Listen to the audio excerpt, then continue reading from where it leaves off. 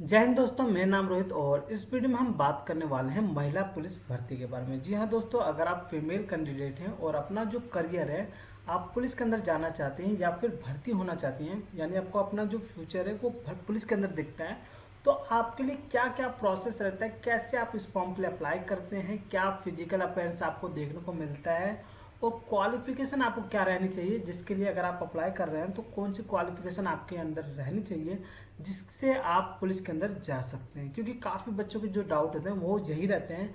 Basically हम यहाँ पे आपको बेसिक से बेसिक डाउट यहाँ पे क्लियर करेंगे, साथ ही दोस्तों आपको बताएंगे करंट में कौन सी पुलिस की ऐसी वैकेंसीज हैं जिसके लिए आप अप्लाई कर सकती हैं। ठीक है, तो सबसे पहले हम यहाँ पे बता दें कि जैसे अगर आप बात कर लें एसआई की भर्ती के लिए तो इसके लिए डिफरेंट क्वालिफिकेशन होती है, या फिर कांस्टेबल की बात कर ले इसके लिए डिफरेंट क्वालिफिकेशन होती है, या फिर हम बात कर ले हेड कांस्टेबल की तो इसके लिए डिफरेंट क्वालिफिकेशन आपको देखने को मिलती है। तो दोस्तों यहाँ पे हम कोशिश करेंगे कि सारे डाउट है आपको बेसिक से लेके जो फुल डाउट होते हैं वो सारे यहाँ पे क्लियर करने की कोशिश करेंगे। मान लीजिए इसमें हमने कोई टॉपिक छोड़ दिया है जो आपके मन में डाउट रहता है तो आप हमें डायरेक्ट कांटेक्ट भी कर सकते हैं। लास्ट में आपको वीडियो के हमारा हेल्पलाइन नंबर मिलेगा जॉइन एसएससी का, जिससे आप हमें कंसल्ट कर सकती हैं और आपको जो भी डाउट है वो आप हमसे पूछ सकते हैं और हम कोशिश करेंगे आपके 100% यहाँ पे जो डाउट है वो क्लियर कर दें। ठीक है, आप चलते हैं वीडियो के अंदर। वीडियो में आपको जो भी चीज़ें हैं आपको पहले मैं अच्छी तरह से एक्सप्लेन कर दूँ ताकि आपको जो पुलिस के अंदर जाना हो वो ईजी हो जाए। ठीक है, सबसे पहले हम बात कर लेते हैं। ओके, देखिए दो प्रकार की वैकेंसीज आपको देखने को मिलती है अगर आप मतलब कोई भी पुलिस के अंदर जाना चाहती हैं। यहाँ पे दो प्रकार की वैकेंसीज होती हैं, एक तो आपको देखा होगा सेंट्रल वाइज वैकेंसीज आती हैं और एक आपको स्टेट वाइज वैकेंसीज आती हैं। ठीक है, सबसे पहले हम सेंट्रल वाइज वैकेंसीज के बारे में बात कर लें तो आपने सुना होगा दिल्ली पुलिस की जो वैकेंसीज होती हैं वो आपकी सेंट्रल वाइज होती है। यानी इसका मतलब क्या होता है मैं आपको सिंपली समझाऊंगा। और एक आपको देखने को मिलता है सीआरपीएफ की वैकेंसी।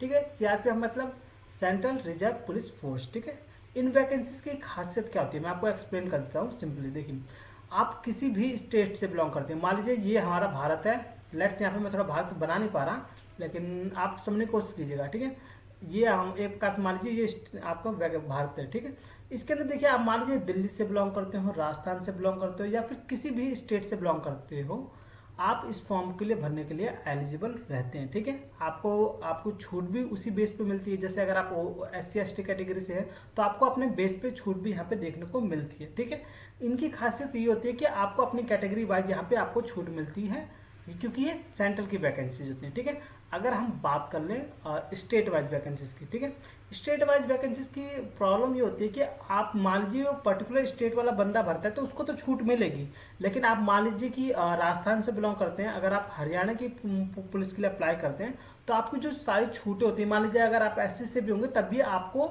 जनरल कैटेगरी से काउंट किया जाता है। ठीक है, तो इसमें ये प्रॉफिट नहीं होता है। तो ज़्यादातर वैकेंसीज जो होंगी आपके स्टेट की वो पर्टिकुलर स्टेट के लिए ही वैलिड बढ़िया रहती है। मतलब अगर आप अप्लाई करना चाहते तो वो तो आप अप्लाई कर सकते हैं, लेकिन जो इसमें छूट होंगी वो आपको जनरल कैटेगरी से मिलेंगी अगर आप अदर स्टेट से बिलोंग करते हैं। लेकिन आपको जो आप पर्टिकुलर स्टेट से, ये मान लीजिए हरियाणा से हैं तो उनको यहाँ पे आपको छूट मिल जाती है अगर आप SC ST या फिर OBC कैटेगरी से बिलोंग करते हैं। ठीक है, ये चीज़ें आपको आई थिंक ये क्लियर हो चुका होगा। नेक्स्ट हम बात कर लेते हैं। देखिए पहले आपको स्टेट वाइज भर्ती के बारे में बता देते हैं। यहाँ पे हरियाणा की वैकेंसीज आपको देखने को मिलती हैं, यूपी पुलिस की, राजस्थान की, बिहार की पुलिस, MP की, यानी जैसे आपके स्टेट होता है उसके नाम से आपको वैकेंसीज पुलिस की देखने को मिलती हैं जिसके लिए आप अप्लाई कर सकते हैं। ठीक है, नेक्स्ट टॉपिक पे चलते हैं हमारा। लेट्स ओके, सब यहाँ पे हम बात करते हैं फिजिकल स्टैंडर्ड की। ठीक है, फिजिकल स्टैंडर्ड बहुत मायने रखता है क्योंकि अगर आप पुलिस में जा रहे हैं तो सबसे पहले यही चीज़ आप चेक कीजिए।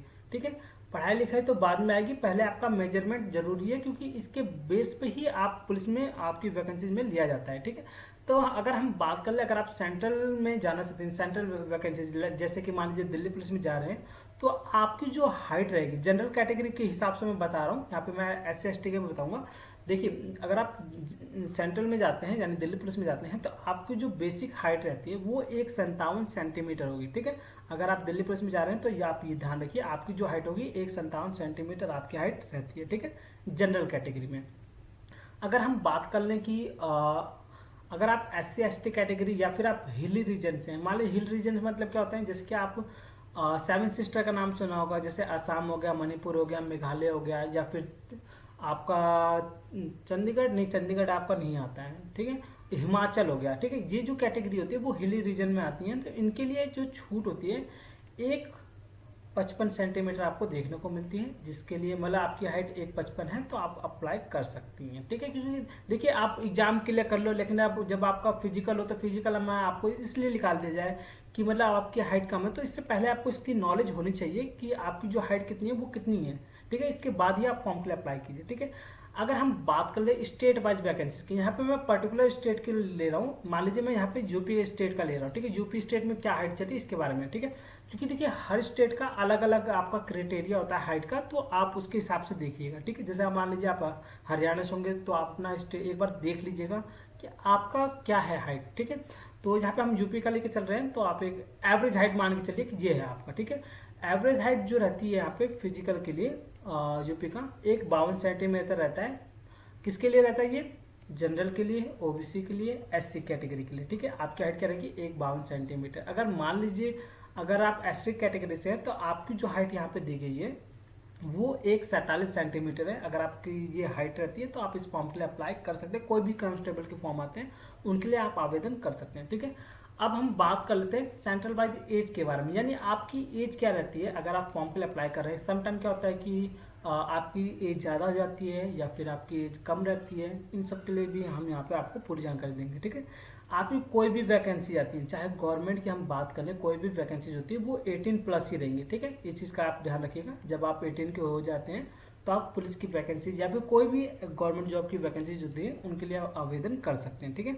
18 से लेकर 25 साल रहती है आपकी एज, अगर आप जनरल कैटेगरी से हैं, ठीक है। अगर हम बात कर लें, अगर आप फीमेल कैंडिडेट हैं और अगर आप अप्लाई कर रहे हैं पुलिस के अंदर और आप ओबीसी कैंडिडेट हैं तो उसके लिए जो हाइट रखी गई है वो है आपका 18 से 28, यानी अगर आप 28 साल तक फॉर्म के लिए यहाँ पे आवेदन कर सकते हैं, ठीक है। नेक्स्ट आता है, अगर आप SC ST कैटेगरी से आते हैं तो आपके लिए जो एज लिमिट रखी गई है वो है आपकी 18 से 30, यानी आपको पूरे 10 साल का यहाँ पे समय मिलता है कि आप SC ST कैटेगरी से हैं तो आप फॉर्म के लिए अप्लाई कर सकते हैं और आप दिल्ली पुलिस या फिर कोई भी वैकेंसी आती है पुलिस की उसके लिए आवेदन कर सकते हैं, ठीक है। नेक्स्ट हम टॉपिक पर बात कर लेते हैं। आई थिंक आपको ये भी चीज़ें समझ में आ गई होंगी, तो लेट्स सेकंड पेज पे जाते हैं। सेकंड पेज, हाँ, आपके जो कुछ सबसे जो बेसिक क्वेश्चन आपके आते हैं ये बहुत इंपॉर्टेंट है, इसको आपको समझना होगा, ठीक है। एजुकेशन क्वालिफिकेशन, देखिए क्वालिफिकेशन में काफ़ी बच्चों को डाउट रहते हैं तो मैं आपको यहाँ पे सिंपली क्लियर करना चाहूँगा। देखिए कांस्टेबल की वैकेंसी स्टेज वाइज में कुछ अलग अलग है, ठीक है। कहीं पे आपको 10 पे मिलता है, कहीं पे आपको 8 भी मिलता है और कहीं पे आपको 12 मिलता है, ठीक है। तो अगर हम स्टेट वाइज बात करें तो ये डिपेंड करता है आपके स्टेट वाइज पे, ठीक है। यहाँ पे मैं जो वैकेंसीज लेके चल रहा हूँ ये आपकी सेंट्रल के वाइज, यानी जो दिल्ली पुलिस की वैकेंसीज आती हैं उसके अंदर क्या रहता है यहाँ पे आपको मैं बता देता हूँ, ठीक है। तो देखिए अगर आप कांस्टेबल के लिए अप्लाई करते हैं तो ये आपका रहता है 12th बेस पे, ठीक है। 12th पास है तो आप कांस्टेबल के लिए अप्लाई कर सकते हैं। पहले ये क्या था 10वीं बेस पे था, लेकिन अब इसको चेंज करके कर दिया गया है 12th बेस पे। हेड कांस्टेबल की बात करें इसका भी सेम होता है, इसके लिए भी आपको 12th पास होना जरूरी होता है, इसके बाद ही आप फॉर्म के लिए आवेदन कर सकते हैं, ठीक है। अब हम बात करते हैं सब इंस्पेक्टर की। सब इंस्पेक्टर की बात कर रहे हैं तो इसके लिए जो क्वालिफिकेशन यहाँ पे रखी गई है, आपके पास ग्रेजुएशन होना बहुत जरूरी है, तभी आप इस फॉर्म के लिए आवेदन कर पाएंगे, ठीक है। पुलिस की जो वैकेंसी जो एसआई के लिए आती है काफ़ी अच्छी पोस्ट होती है। और आपको सिंपल मैं आपको समझा भी देता हूँ, अगर आप दिल्ली पुलिस में अप्लाई कर रहे हैं तो वो सबसे बेस्ट जॉब मानी जाती है दिल्ली पुलिस की, ठीक है। क्योंकि देखिए अगर कोई भी वैकेंसी बात करें स्टेट वाइज, मैंने काफ़ी सारे जो बच्चे जो मतलब स्टेट वाइज पुलिस में होने के बावजूद भी वो फॉर्म अप्लाई करते हैं दिल्ली पुलिस के लिए, क्योंकि वो बहुत ही प्रेस्टिजियस जॉब होती है, ठीक है। नेक्स्ट टॉपिक पे हम बात कर लेते हैं इसके बारे में, लेकिन जब भी आप कोशिश करें दिल्ली पुलिस के लिए ही अप्लाई करने की कोशिश करें, ठीक है।